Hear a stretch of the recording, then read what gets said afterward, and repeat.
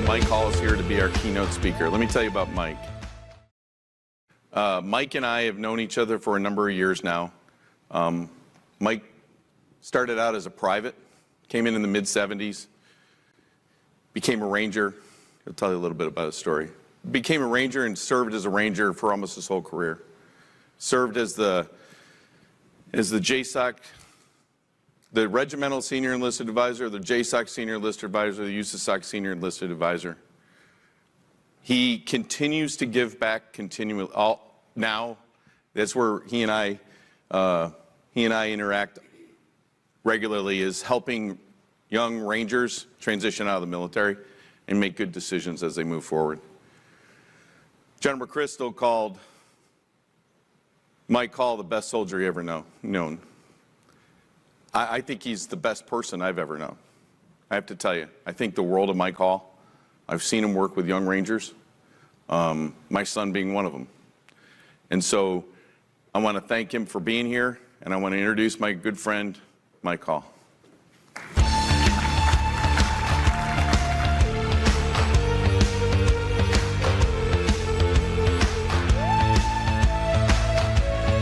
Holy smokes. Do we have to have those lights that bright? Can we tone them down, Mr. Engineer? No, I guess not. Well, thank you for that introduction. Yeah, Jim and I do go way back. We have plenty of shared experiences while in service, and then after service, you know, a shared vision. We were just talking, you know, 2 days ago was October 3rd, and it was the 39th anniversary of what most of you know is Black Hawk Down in Somalia, and that's part of the thing that we do in the Three Rangers Foundation is help keep that memory alive. And of course, Jim was there, and so, you know, a lot of touch points along the way. You know, when Jim called and asked me to speak, and I said, well, yeah, absolutely, you know, for sure, you know, I'll rearrange my schedule, anything I can do for you, because you do so much for everything else. But it really started with an email, and email is funny sometimes. You got to be careful with email. You know, we all do a lot of cutting and pasting nowadays because we don't have to retype. And you know, we've all been there where we forwarded something where, you know, at the bottom of the email was a bunch of conversation that we forgot was really there. Well, when Jim emailed me, that was one of those, because it was really on top of, you know, the note to the staff, and they said, you know, it was all about who was going to be the keynote speaker on Wednesday. And there was a chart there, and it had it in priority. Okay, these are the kind of people we're looking for. And at the top of the chart was, we're looking for someone who's a witty speaker. Well, there's a bunch of names there, quite a few names, and you know, they all had, you know, other things to do, and they couldn't make it. And so the next category was dynamic speakers. And again, a very, very long list, a lot of people that I recognized on there, but you know, they had other commitments and they couldn't make it. And the third category was, who's available? And that's me. You know, Jim talked about some things in his opening remarks, and you know, we had like a 30-second meeting because I want to know what do you want me to talk about, and he didn't give me any guidance. But you know, he said some things, and he was talking about, wow, it's going to seem like most of y'all that we coordinated, but actually we didn't. But he hit on the same things, and again, we have the same thoughts on how to take care of veterans. You know, I like to set some ground rules before I start, and if you don't listen to anything else, please listen to this, because you know, when someone gets up here and talks, you know, some things stick with you and some things don't, and sometimes people take stuff personal. But I don't think I'm smarter than any of you. I don't, and don't take anything I say as that way. I don't think I have any answers.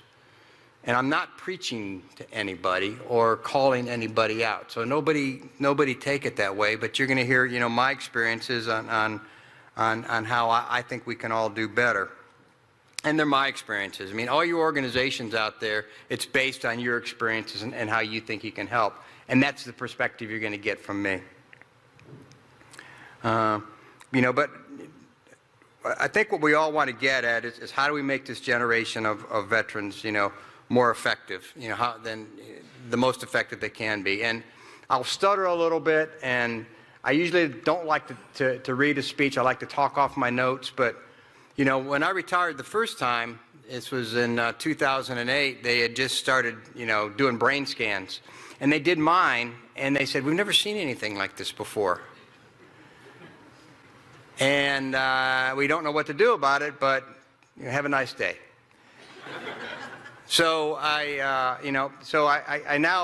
find myself that, some things that are in my brain don't come out of my mouth the same way. So I apologize if anything comes out wrong. But, I prefer to speak, as you say, from the heart, because that's what I've always done. We should probably set some baselines on to start, and we need to step back and consider, the foundation of what a veteran is. The military doesn't make bad people good or good people bad. They all came into the service like who they are. We were all formed on who we are, during those first 18 or so years of our formative experiences. We grew up, we brought that stuff into the service. Who vets are, it's extremely difficult. It's really impossible to change. What the military does is it makes good people and bad people better.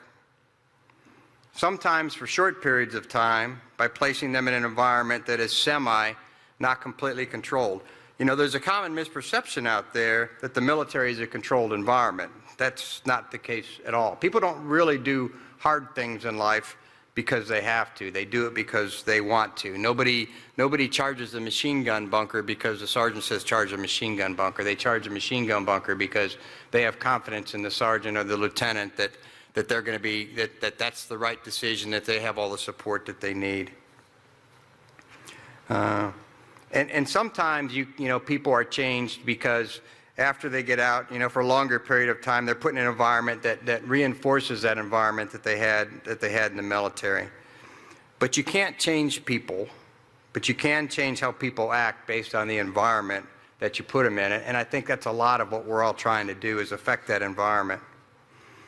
You can't get to where you want to go until you understand where you're starting from. And, as we know, the most accurate way to predict the future is to understand the past. The world has changed. I think the three biggest events in the last century that have significantly changed us, our environment, were World War II, the Vietnam era, and 9/11. Up through Vietnam and the late 60s and early 70s, we lived in an environment where unions, organized religion, social clubs, the VFW, the American Legion, sports, and extended families taking care of each other shaped our environments. And most importantly, provided support, financially, relationships, they were there for you. These organizations and that environment, shaped how we acted and supported us. They provided solutions before things got really bad. These organizations, they had common goals and they had outlooks. They provided that support. These organizations also provided, a sense of responsibility that we learned for each other. The military, the services, was an extension of that environment back then, and it's not now. So how do we replicate that? How do we get at that? The veterans of those eras, that environment, they had those structures to lean on. But they had the same problem, and sometimes worse problems. I had a step-great uncle, one of my first stepdad's uncles.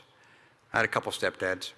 I didn't know much about him except that he seemed to make a good living with his plumbing company, and he never missed Mass on Sunday. He spent a lot of time at the VFW or at the Union Hall, which is where we often found him, quite drunk, with his friends. I guess that's what we called a functioning alcoholic. He once told me that he was in the 1st Marine Division. He'd been at Guadalcanal, Peleliu, Okinawa, first wave every time. And he told me this when I asked him about a sword he had in the corner. And I was surprised to learn that about him because he never talked about it. And I really couldn't comprehend the story he told me about the sword. He said he grabbed a Japanese officer by the belt, and he literally pulled the belt through the decomposed body of the Japanese officer to get the sword. No one wrote about that stuff. You know, they weren't in movies that depicted how brutal combat was and the experiences people went through. You know, I read about those places in school and seen movies about them, but nothing like the story that Uncle Lawrence told me matched any of that. It took me a long time to understand the life of Uncle Lawrence that he led and why he was the way he was, but I know. At the end of the day, he lived a good life because he had those support organizations. He had that community. We moved on to another stepdad, and I lost track of him. I heard he died of his liver finally quit, and he died before he was 60 years old. We can't go back to that time, and we aren't going back, so how do we go forward? And I think one way we got to go forward is we have to define what winning is and what success is. And we all have mission statements and vision statements, but sometimes when you boil those down, it says, okay, what is success really about? And I think all of us can take a harder look at that and focus our organizations better on how we can affect the things that we can affect. You know, how does your organization, you know, how does it contribute to the end goal of the whole quality of life? You know, the mental, physical, financial, spiritual. You can't separate those because it's very complicated. You know, suicide prevention is not a 1-800 number. That's very important. You know, suicide prevention needs to start further to the left. It was ironic that that's what Jim talked about, because that's my theme. We need to set the conditions so we don't reach that point. We'll always need that, and we'll need the resources for that. There's a lot of factors out there that I think we can affect, and I'm only going to talk about 2 of them because I only have half an hour, and if I talk more than a half hour, most of you get up and leave anyways. So I'm just going to talk about a few things, which hopefully will tie it together. I think that one of the biggest areas that we can affect is figuring out how to provide worthwhile work and purpose and the financial security that provides. You know, something we all know, and I think I got this quote from Jim, something that we all know is that hiring veterans is much more about corporate virtue signaling. You know, veterans can bring so many intangibles that America is looking for. Hiring veterans is a great way to build stronger teams and increase profitability. You know, that's the tagline, you know. But all these organizations and these initiatives have to be hand-up, not hand-out organizations. You need the hand-out organizations, but if you're going to do sustainable change, they need to be hand-up organizations, and don't lose track of that. You know, everybody wants to hire veterans. And we all go on LinkedIn or we get these notes and say, hey, great job for a veteran. And then you open up the job description. And you go, I'm not qualified for this. You self-select out. Now, I used to be mad at corporate America for this. You're discriminating against veterans. But I'm not anymore, because it makes sense. They write the job descriptions for the 99%. I mean, they're in business to make money, to take care of their employees. So the efficient way is to write, you know, the job description for that 99% that graduated high school, went to college, graduated college, has been in the workforce for 4 or 5 years. That's who they're looking for. You know, that's the model. That's the model of success. Well, veterans don't fit that model. So how do we get around that? You know, there's a lot of folks who say, well, you know, we'll take your resume and we'll take those military words and turn them into civilian words. It really doesn't work, because if you haven't lived it, if you haven't done it, it's hard to understand it. I mean, you couldn't, you know, even after telling the story about Uncle Lawrence, you can't comprehend something like that. So how do we get around that? And it's about relationships. If you're serious about hiring veterans, then someone in your organization needs to be a point of contact. And so when a veteran is interested in your organization, they can find somebody to talk to, not just a link, because they're going to go to that link and they're going to self-select out. So if you're serious about hiring veterans, find someone in your organization that they can talk to, so they can say, you know, this isn't asking a veteran for a job. It's asking for the opportunity. It's asking to level the playing field. So walk the walk, don't talk the talk. And, you know, I guess because I'm a SAR major, maybe I'm overly sensitive about this, but, you know, a lot of people like to pat on their backs and say, look at all the people we hired. You know, there are no colonels or lieutenant colonels or captains that are West Point grads that have problems getting jobs.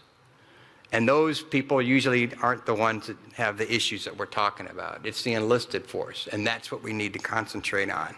And I think a lot of us miss that, and a lot of our corporations unfortunately miss that. You know, sort of a pet peeve of mine, and nobody take this the wrong way. Remember, I'm not preaching, but, don't insult me by telling me, yeah, we're looking for people that understand hard work, and, I need someone to stack boxes and drive my trucks. Veterans can give you much more than that. If you're looking for someone to make your organization better, then I'll help you find those folks. Hire a vet, but don't hire a vet just because they served, Vets, we're looking for an opportunity. We're looking for a level playing field, a purpose and environment that we can help shape by our example. It's a good friend of mine was talking to, and he wrote something for me, and I just sort of call it, pursuing money as a civilian will not fulfill you. And he wrote, 3.5 months after retirement, I was offered a 6-figure job. I was a transition success. I led a transition team for a company, and everything seemed to be going well. I mean, this is success. A company that walked the walk. But there's one reason, only one reason, that a trained sniper will take a shot. The reason is the sniper's own confidence in his or her ability to hit the target. The sniper considers all the data that influences the engagement, environmental factors, distance to the target, their weapon, ammunition, ballistics, their own level of training, and self-confidence. And if all those things indicate success, they take the shot. In almost 2 years with the company, I never developed the self-confidence required to take that shot. I left a 6-figure salary to go to a vocational school and get the $1,500 a month from the VA, and it was an easy decision for me.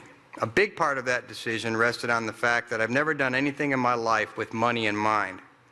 In fact, if you ask me, it's not on my top 10 or even my top 100. It frustrates my wife a bit, but that's what a vet is. And if you've been a vet, you understand that. And that's what we need America to understand, is that's what our vets are. The other area I want to talk about is transition. DOD is not good at transition. They'll never be good at transition. And quite frankly, I don't think I want them to be good at transition. That's not what we pay our military to do. Because if you distract from their mission, people are going to get hurt, because they're not going to have the training and equipment they do. But there are ways that we can help. Transition is huge. You have a sense of purpose when you're in the military, and if you don't have a smooth transition and you have a bad taste in your mouth by leaving the service, you're not going to be happy outside the service. So how do we get at that? A lot of nonprofits do very good at that, but we have to break the paradigm that it's the nonprofits against VA, the nonprofits against DOD.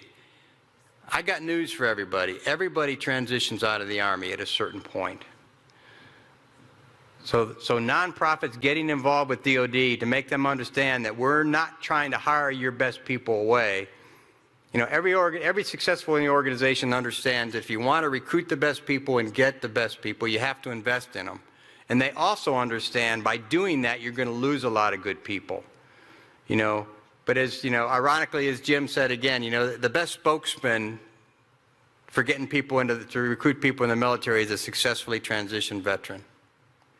So what do we do to make that transition as smooth as possible? A few small points that apply to some people here and don't apply to everybody. But how do we give this generation the opportunities to excel? How do we get more alignment? I think we need to stop being about your organization and fundraising and meaningless stats to satisfy and compete for donor money. A lot of that goes on out there, and organizations don't see it, but people outside the organization see it. Look at your email, and what does it tell you about an organization? It's got to be about individuals. Well, that's what success is. And, that takes a leap of faith from our donors also. If you, walk the walk, don't talk the talk. The importance of collaboration among VSOs, in my opinion, there's still way too much competition out there, and we should all do more to work together, share resources, and not try to duplicate what others are doing if they do it best. Find a gap and fill it, or support those that are doing it better. I'm here because, yes, AWP is the best example of that, but there's other organizations out there that do that well. You know, it's about community integration. It's about relationships at the grassroots level. You know, a couple examples, not to call anybody out, but just to fill some time since I have a half hour. You know, TAPS, TAPS serves survivors. You know, Elizabeth Dole tailors programs to caregivers. The National Military Family Association serves military families. The Military Child Education Coalition focuses its efforts on child education, schools, assisting military families with educating their children. You know, we're blessed in the special ops community. All our tribes have organizations that work with the active duty units to assist with transitioning of their soldiers. Again, understanding that everybody's going to get out at a certain time, so they support the programs, and it's not a distraction. And it's truly a soldier for life, a ranger for life, a Green Beret for life, a SEAL for life program. You know, where those relationships are so important. The Marine Corps has always been my model. You know, once a Marine, all a Marine. You know, I think if the CEO of IBM was a Marine, I think a guy could walk off the street and talk to the secretary and say, I want to talk to the CEO about a job. And she goes, oh, he's too busy. And he goes, well, I heard he's a Marine and I'm a Marine. And the door's cracked. And you know what? That CEO is going to call him in, and he's going to talk to him, and he's going to give him an opportunity. You know, the list goes on, you know, but, you know, that's just an example of, you know, if we can focus on an area and integrate it with other areas, how we can be successful. You know, don't try to do everything. You know, collaboration and partnership is and remains the key priority. You know, what we all do is we serve warriors and our families, not our organizations. Expand your impact through collaboration, and collaborate and share. You know, you see it all the time where, you know, organizations, would you promote this or promote that? Well, if I do that, you know, I got a fundraiser going on, and maybe I shouldn't do that because it's going to distract. Well, is it about, you know, I think in their heart of hearts, that's a good thing because they're going to use those resources and where they think they can impact people, but it's collaboration that's important. And you know, there's no organization, there's nothing that fits everybody. So if it's about warriors and it's about taking care of people, we shouldn't care who gets the credit, and let's just hope that we're all trying to do the same thing.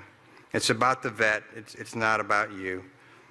You know, serve those that need it, not those that are available. You know, resources are finite. And, you know, so many organizations, and, you know, I remember I was involved with my wife was actually involved with a veterans organization. They were giving away houses.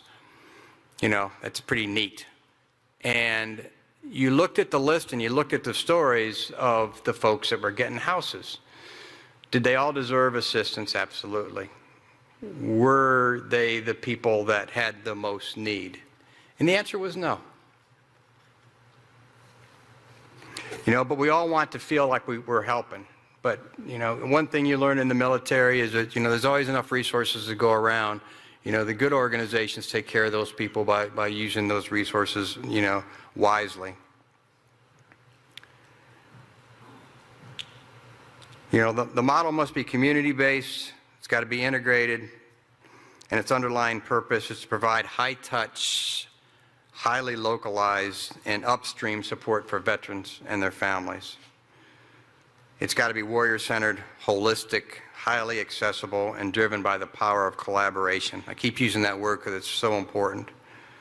You know, no organization can meet the needs of every service member and veteran, although many try to do that, or family member alone. You know, partnerships and investment expand, reach, and impact, creating an integrated and effective network. You think you have the answers, but in many cases you don't. It's like mental health, you know. We often run into guys that, you know, I've been to 5 different programs and none of them worked, and then they walk into this one program and it worked. But then there's someone else who's also been in that program and it didn't work for them. I mean, there's no magic button out there to help everybody. So, and at the end of the day, you know, the veteran has got to take the resources and use what works for them. And I think sometimes we lose sight of that. We think we have the answer, and we aren't as good listeners as we absolutely need to be. So, what's my theme? What does all this have to do with mental health and suicide prevention? I learned throughout my military career that if you want to make a difference in your organization, if you want to make a difference in people's life, you invest your time and you invest your resources on things that you can control, things that you can make a difference. And I think that's my theme here. I talked about worthwhile work and jobs. I talked about relationships and transition. My opinion is that if we do those things well, if we can figure out how to have relations at the lowest level, if we can get people worthwhile work, if we can get them purpose, if we can invest in them so that they understand that their military service was worth it, those other problems, they don't go away. I'm not saying they fix any of those problems. And of course, many of those problems folks brought in the service with them. But if we can isolate those, and if we can take that factor out, if a guy or gal doesn't mind going to work, if they have financial security, they're not going to come home angry. Their family life is going to be better. If they have relationships at the local level where they have a county breakfast, or they do join the VFW, the American Legion, there's organizations out there they can reach out and talk to those people. That doesn't necessarily solve those big, huge problems. But if we can get some of that other stuff out of the way, if we can isolate that and put that over here, then all the great organizations out there that are working on the real hard problems, they have a better chance of success. And again, collaboration. How do we all work together to get at the big problem? It has to be a holistic thing. So how do you fit into that? And how do you empower those other organizations to fit into that? So that's what I've got to say. That's again based on my experience. You all have your own experience. Again, I hope nobody's mad at me. You can be mad at me if you want. I'm 65 years old. I don't really care. I got a lot of good friends. But I guess to leave it is, and one thing I'm not good at finishing speeches or finishing talks is trying to figure out how to finish them. But it's about the individual, and nobody intentionally disregards that or forgets about it. But it is something that you should wake up every morning, if that's what you want to do, is to say, okay, who have I helped today? And if you go into that organization one at a time, my organization, we're working with 450 people. But all we need to do is know that one person a day, is having a better day. That's all we need to know. Because that person is going to reach out to somebody else and make their day better also. So I guess my last thing I'd like to say is think about why you exist and why you got into the business. And of course, it's not a business for any of y'all here, but why you got into the business to do what you do, and that was to take care of individuals. That's what the service is all about. That's why people stay in. That's why people want to be leaders. Not that you get to tell people what to do, but that you get to take care of other people. So again, thank you so very much for being here, for being part of this organization and being part of its goals. Thank you for what you do. I started off talking about all the great organizations and the environment that I grew up in, and what you're trying to do is replicate that. And in many ways, it's much, much stronger and much, much better than it was. So thank you very much. Thanks for being here.